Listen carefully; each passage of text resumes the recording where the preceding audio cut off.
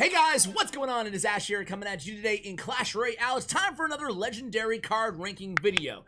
And you guys have given me some amazing ranking video ideas. I have a lot in the works for you guys, so stay tuned. We'll be covering other rarities as well before we get back to the legendaries. But there is a new legendary card, so let's go ahead and just start the list at number 17. Side note, can't believe there are already 17 legendary cards in Clash Royale. Crazy! Number 17 is the new card, the Fisherman. The Fisherman Supercell. Lately, they've been introducing these cards that frankly aren't that great. Not to say the Fisherman is not a unique and interesting card. I think it is. But I would like to see what he looks like targeting air. Targeting air cards, pulling them in would be really interesting. He could really play a crowd control type role in a deck, because right now, especially if you're facing an air deck, he is an absolutely wasted card inside your deck. I'd also like to see his hook mechanic actually move a little bit faster, fire a little bit faster. It seems like that windup takes absolutely forever right now. So those are the changes I would like to see added to the Fisherman. I do think he is deserving of a buff, no doubt about it. I hope he will be in this next balance changes coming in August. Let's go ahead and move on to number 16. Number 16, moving up one spot from last month's list, is the Magic Archer. Magic Archer, I'll say it again, is a great card. I love the Magic Archer. However, I do not think he needed those nerfs. He got a small buff back, but he just needs to be the way he used to be. He was not an OP card. I disagree with the decision to nerf him. I think he's an awesome card, an interesting card, and I want to see him a little bit more meta, a little bit more viable. I think he deserves his fire rate to be increased to what it was before the nerfs. That's why he comes in at number 16. Coming in at number 15, minus one spot from last month, is the Night Witch. Night Witch. Ooh, she is a tricky card to rank because I still like her in theory, just like all of these legendary cards for the most part. The problem is she's only good in Golem and maybe some niche giant decks. I want to give her a little bit more versatility. The problem is if you buff her, you make that Golem deck just way too OP. She's already borderline, well, not OP, but she's really strong in that one deck, that one Golem beatdown deck. You buff her, then what the heck happens to that deck? It's really insane. So how do you fix it? Is the solution nerfing Golem? I actually don't think so. I know a lot of you guys do, but Golem actually has below 50% win rates overall.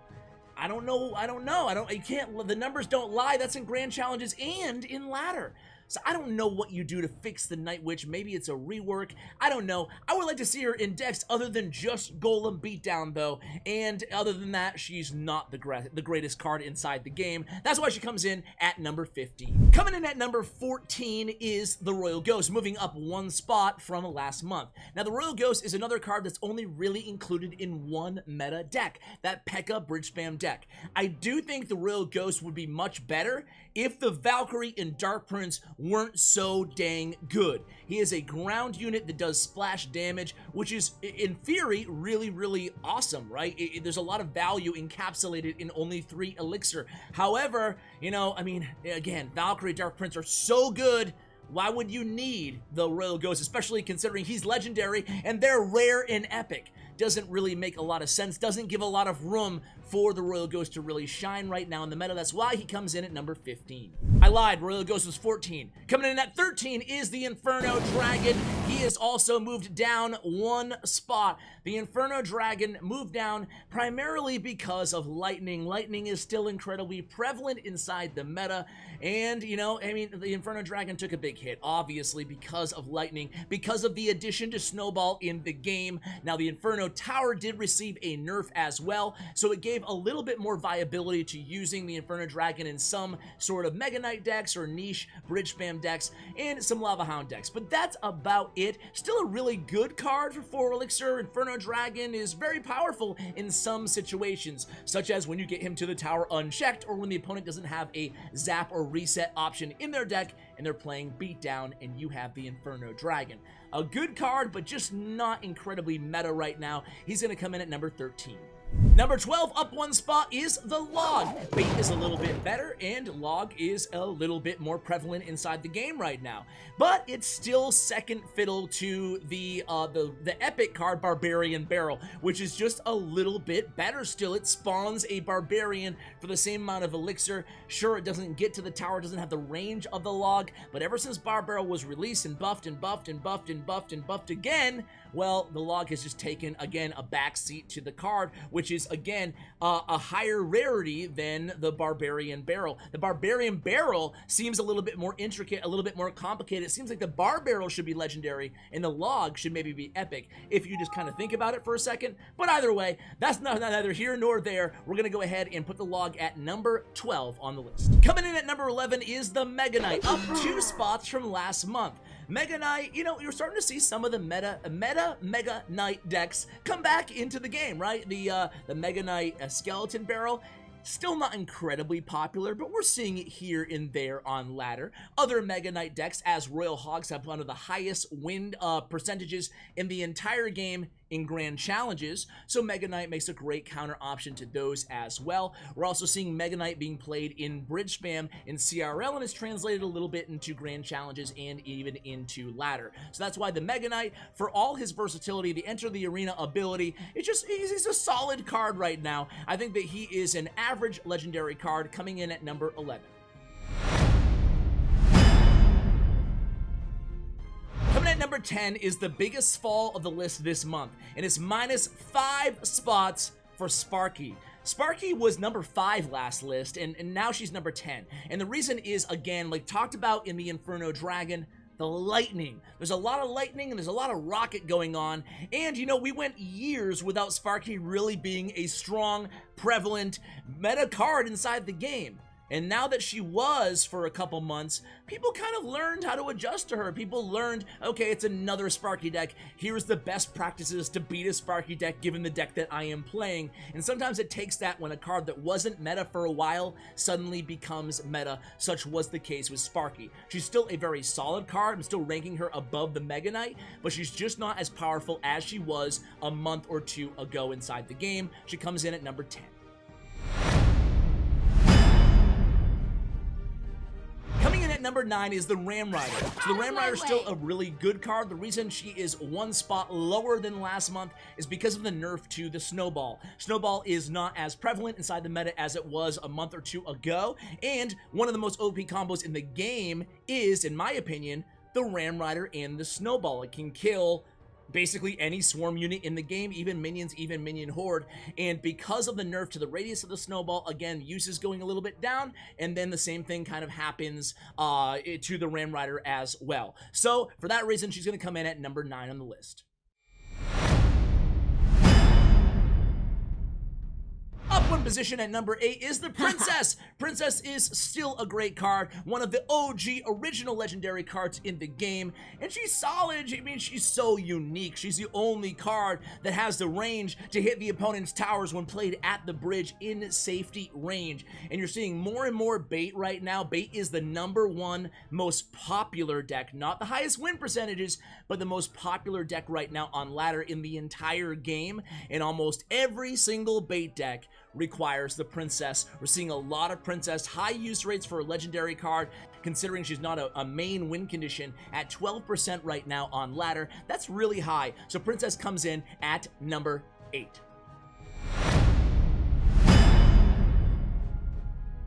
Number 7, down 1 spot, replaced or flip-flopped with his brother, is the Ice Wiz.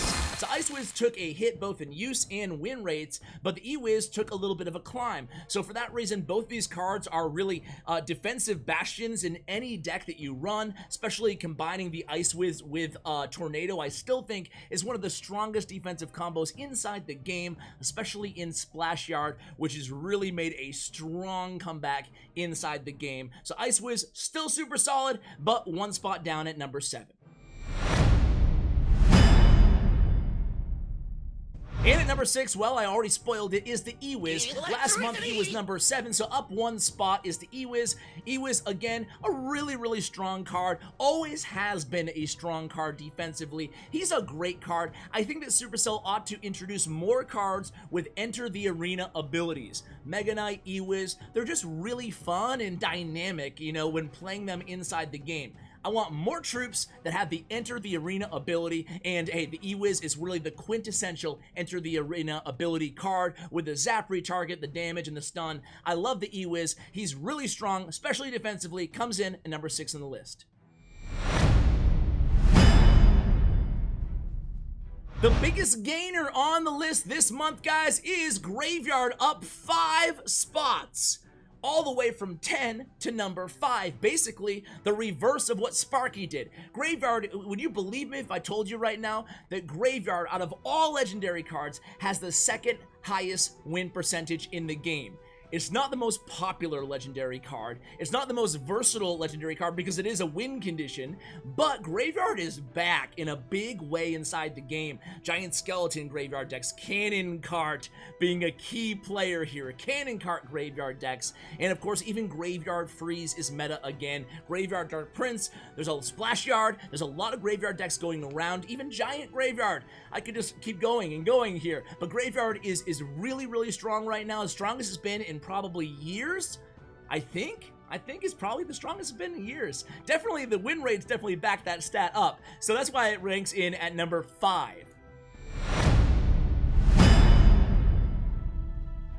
Down 1 spot at number 4 is the Bandit. Bandit's still one of my favorite legendary cards. She's an amazing legendary card. You could argue that 1, 2, 3, and 4 are all borderline OP. I wouldn't be shocked if any of them got a nerf, but I would not ask for any of them to get a nerf. Does that make sense? I wouldn't advocate. If I was a Supercell balance team, I wouldn't nerf any of these legendary cards. Honestly, I think that there's not many cards in the game right now that really need a big nerf.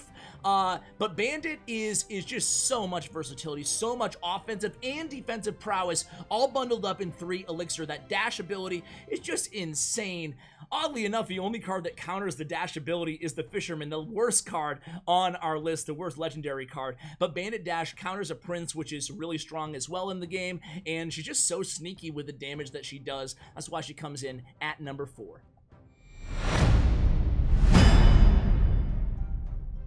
Coming in at number 3 is the Lumberjack. This is exactly where he was, I believe, last month. Lumberjack super, super strong still. A lot of people consider the Lumberjack the #1 legendary card inside the game. I can't really argue with that, but I do think that 2 other legendary cards are a little bit more versatile and just a little bit more strong, sheer strength overall right now inside the game. Lumberjack, you could definitely make the argument, belongs there because he's used in so many different archetypes, so many different decks. The Rage is insane with Bridge Spam, with even Hog with Lumberjack, and on defense he's a beast. He can stop, he can shut down a Royal Ghost, shut down a Giant, shut down a Golem even. He hits so fast, so hard, and count him as probably the #1 card that he's like half health and he gets to your tower and you're like, okay, I'll just let it go, and then 1,000 damage later, like, oh, didn't realize he was gonna do that much damage. Maybe next time I will defend. So Lumberjack, Golem, Lumberjack, can just keep going on. Lumberjack is in a lot of archetypes right now. One of the strongest cards in the entire game, comes in at number 3 on our list. Down 1 spot for the first time in months and maybe years here on the channel, Miner is not number 1. Miner is actually number 2 in the list, and Miner, he took a hit. Miner Inferno Tower was one of the strongest kind of, the Inferno Tower was one of the most complementary cards to pair with the Miner in Miner control decks and some other Miner poison decks. Now, Miner is still an incredibly versatile card. He's still used in Giant Beatdown. He's still used in a variety of other archetypes, even Lava Hound, right? But for some reason, he's taken a hit. Both his win rates and his use rates have taken a hit in the last 6 weeks or so, and I just couldn't, when staring at the numbers, use rates, win rates, grand challenges, and ladder, the other one, the #1 card, which is pretty obvious by now, had it beat in every single statistic. Every single one, except for use rates on ladder, but they were really close, surprisingly close. So I'm going to go ahead and rank Miner number 2. Miner is still, in my opinion, the most versatile card inside the game, appearing as a win condition or a secondary win condition in the biggest variety of decks out of any other card. Still one of the most unique cards in the game. All the reasons I've already ranked him number 1 in so many previous videos. But today, it's time to hand the torch off to number 1. And that card is the Lava Hound. The numbers don't lie. Not only is Lava Hound the number 1 win condition in the game, not only is Lava Hound the number 1 in terms of win percentage legendary card inside Clash Royale, but the Lava Hound, ladies and gentlemen, is the number 1 win percentage card out of any card in Clash Royale. Usually that spot is reserved for spells, but according to all the API websites, Royale API and Stats Royale, number 1 card is Lava Hound. I'm not happy about it, but I also don't think that she needs a nerf. Lava Hound is back in a big way. Lava Clone, Lava Miner Double Dragon, and the traditional Lava Loon. There's no doubt about it. Lava Hound is as strong as she's ever been, maybe with the exception of, 2 years ago when Lava Hound was just so OP. But it's just a notch below that. Lava Hound right now, it's crazy. I don't even believe it, but I see every day TV Royale top 200 players, mid-ladder popularity rising and rising, grand challenges popularity rising and rising, win rates steady above, way above 50%. Lava Hound, she just gets the job done, I guess. Air is definitely strong right now. Lumberjack Balloon decks and Lava Hound decks are everywhere inside the game, and that is my legendary list for you guys. Again, I will cover the other rarities before we get back to the legendary cards, but I wanted to update the list because there were a lot of changes, a lot of moving and shaking this month on the list. So guys, thank you so much for watching. I always appreciate it. Shout out again to Stats Royale, a channel partner here, and to Bren Chong, my YouTube partner. Check out their information in the description below. Thank you for watching, and as always, take care, guys.